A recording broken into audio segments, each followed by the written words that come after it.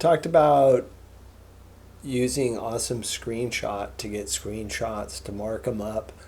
But if we want to create actual text and then have the students interact with the text, read it or have it marked up, I find that screenshots, even of something I've scanned, is nice to insert into a Google Doc.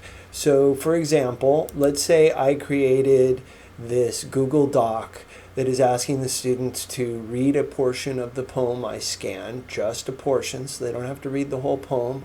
I want them to focus. And I have a very specific response I want them to make.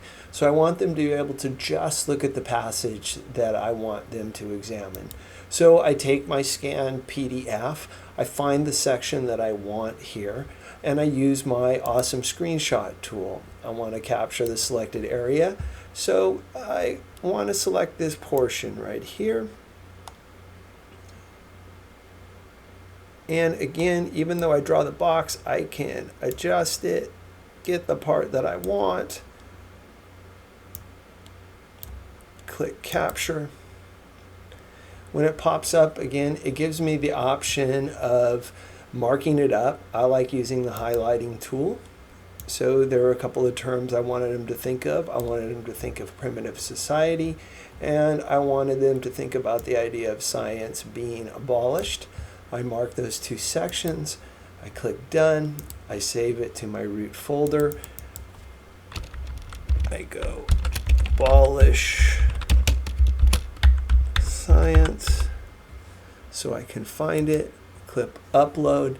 Now that is being uploaded to my drive. Depends on how long it takes for these things to work. So I go back to my drive where I was looking, I go back to my, usually I use the recent to see whether it's going to pop up. I have to give it a moment.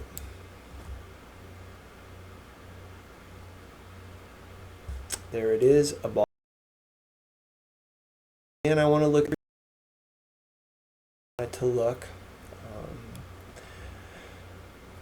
and there it is, what I have clicked on. So I go to my document where I want it, place my cursor where I want it inserted, use the insert image, I go to drive. Now it'll give me this pop-up on the side and it should show recent. And again, the image that you just scanned, if you did it, should pop up right away with a little icon on it. I can select it, down at the bottom click insert, or I can just double click. It will insert this image. It'll take a moment because there's data loading on it. It loads it all ginormous. So I click on it, select it. It gives me a number of options down below. I select the middle one, which is a wrap text, and it gives me a margin on this. I usually click the margin that's really limited. Resize it to where I kind of want it to be. Move it into the zone kind of where I want it to be.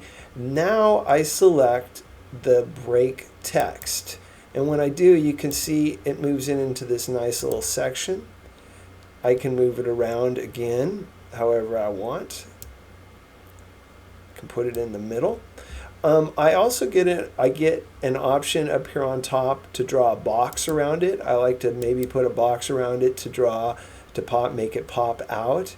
I can also change the color of the border, so I can say change it to red so it really pops. And now I have a piece of text here that the students can read, just that portion, and respond to it in the text.